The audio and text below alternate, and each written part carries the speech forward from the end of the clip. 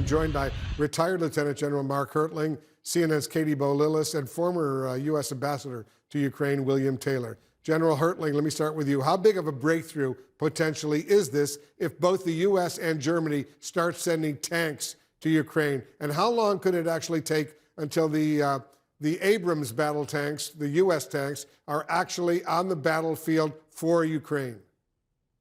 Here's what I'll say, Wolf. I think the Leopards, the Leos, will probably be there a lot faster. I'm going to predict 2 to 3 months that they will be in the field in combat, primarily because they're in Europe already. You have 13 countries that are part of NATO and partners of NATO that have the Leo battle tank. There's only one right now, and that's the United States that has the Abrams. The Poland is going to get the Abrams tank, but that's a little bit time off.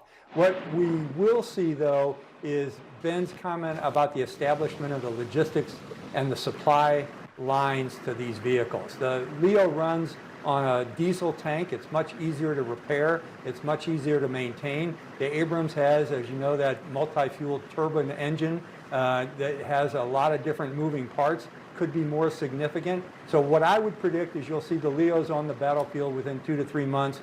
The Abrams are probably going to be a lot longer. I'd place those sometimes 6 to 8 months out before they can establish not only the training capability for the crews, but the unit capabilities as well as the establishment of the sustainment approach to the Abrams. You know, Ambassador Taylor, as you know, Russia has been warning for months and months, warning that the Ukrainian people, I should say, will pay the price if the West starts sending these tanks to Ukraine. What message does this expected decision by both Germany and the U.S. send to Putin, and how do you think he may respond?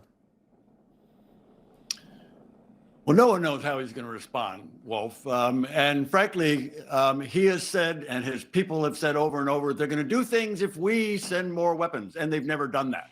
So this is exactly the right decision. This is what we should be doing. This is exactly the kind of thing that we should be sending to the Ukrainians.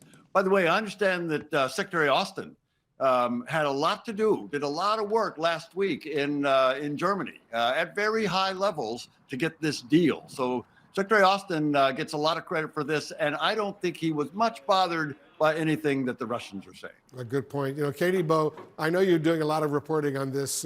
What is your latest reporting on this message from U.S. officials to President Zelensky on Ukrainian tactics just ahead of an expected major Russian military offensive coming in the coming weeks?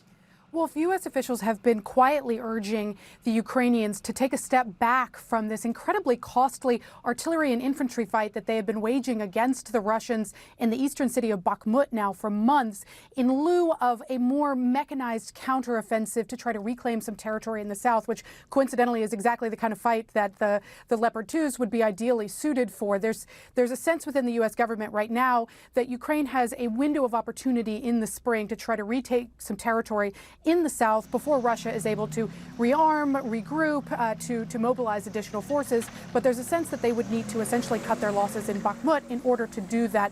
And it's not clear that Ukraine would want to do that. Even though Bakhmut is not seen as strategically significant to the overall fight, it has become symbolically important to the Ukrainians. And so Ukrainian President Volodymyr Zelensky is sort of caught in between a couple of competing priorities here. Politically, he may have a difficult time backing away from the fight in Bakhmut, even if it is not seen as a terribly important strategic priority for Ukraine. Good point. Katie Bow-Lillis, thank you very much. Special thanks also to retired Lieutenant General Mark Hertling and former U.S. Ambassador William Taylor will stay on top of this story. Very significant development.